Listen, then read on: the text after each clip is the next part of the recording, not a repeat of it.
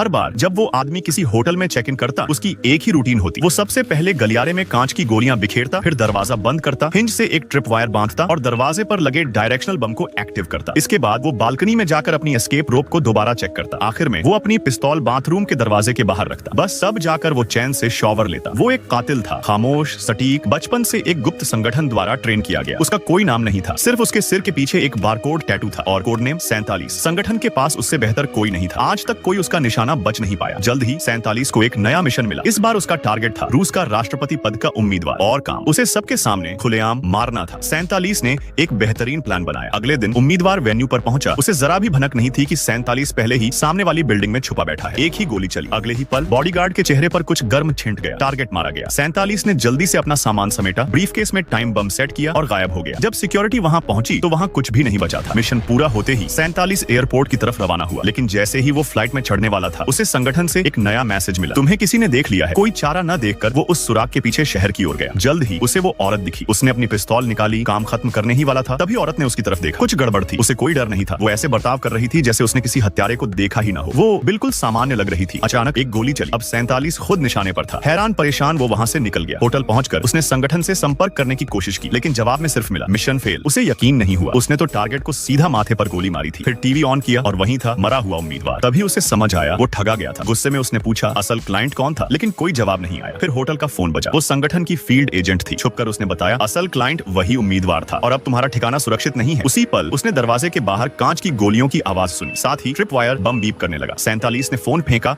और सीधा बालकनी की ओर भागा। एक सेकंड बाद बूम, उसका कमरा उड़ गया। लेकिन 47 पहले ही नीचे की मंजिल पर अपनी रस्सी से झूल कर